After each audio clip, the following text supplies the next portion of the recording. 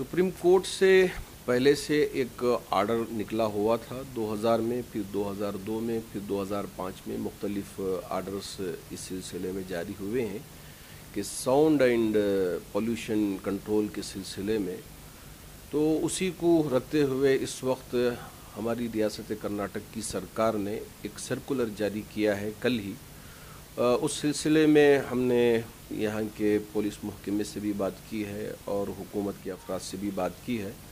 तो चूँकि उसमें लिखा हुआ है कि रात के 10 बजे से लेकर सुबह के 6 बजे तक किसी भी कौम के लिए लाउड स्पीकर का इस्तेमाल करना जायज़ नहीं है, ममनू है और इसको रोका गया है।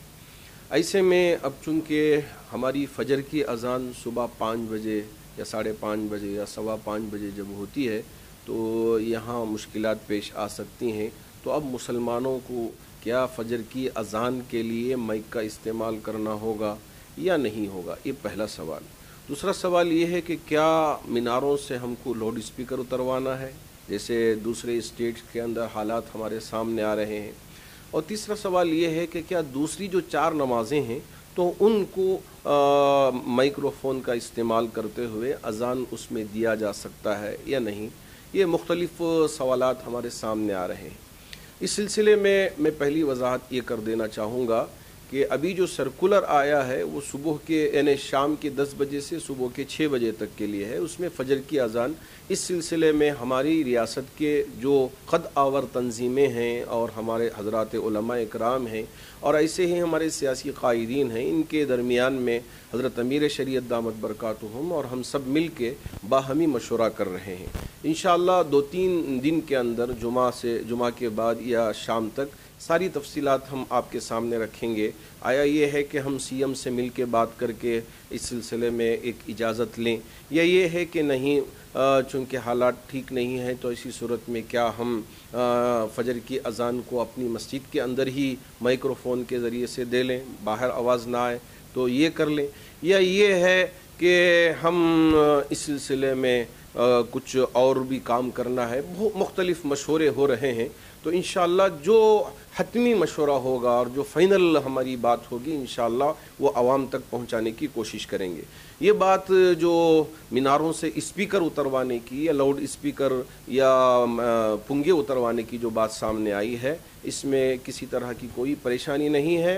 मस्जिद की कमेटियाँ इस पर बिल्कुल तवज्जो ना दें, बल्कि वो स्पीकर रहेंगे। अलबत्ता चूँकि हमारे लिए सुप्रीम कोर्ट का आदेश है कि इतने डीबी के अंदर ही साउंड रहना है, तो आप बराए मेहरबानी जो डिवाइस तैयार करवाया गया है साउंड को कंट्रोल करने के लिए, हर मस्जिद की कमेटी उस डिवाइस को लगा लें ताकि बकिया जो अज़ानें हैं वो भी उसी डिजिबल के अंदर हम दे सकें और कभी किसी के लिए कोई परेशानी ना आ सके।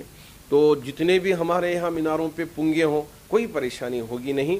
जितने डीबी के अंदर साउंड होना चाहिए ये डिवाइस कंट्रोल कर लेगा। तो अब ये मीनारों पे चढ़ना उतरवाना ये सारी परेशानियों में हमको पड़ना नहीं है।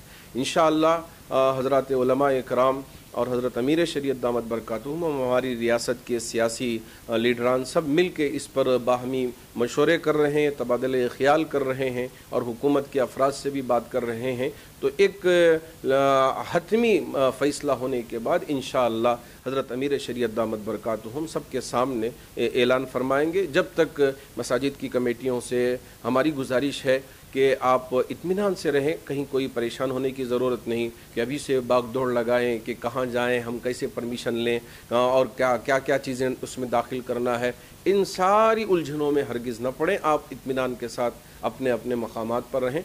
इंशाअल्लाह इस पर बहुत जल्द सारी तफसीलात आपके सामने हम पेश करेंगे। गवर्नमेंट के जो सर्कुलर होते हैं उसका गलत इस्तेमाल होता है। इस वजह से हमारे तमाम सियासी रहनुमा और हमारे ज़िम्मेदार और हमारी तंजीमें और हमारी जमातें मिलकर इन सारी चीज़ों पे नज़र रख कर मसाजिद की कमेटियों की मुकम्मल तौर पे वहाँ रहनुमाई भी करेंगे और उनका मुकम्मल ताउन भी करेंगे ताकि किसी के लिए कोई तकलीफ़ ना हो और परेशानी का सबब ना बने ये सर्कुलर। उस वजह से ही ये सारे मशवरे हो रहे हैं ताकि सब के लिए राहत का सबब बन सके।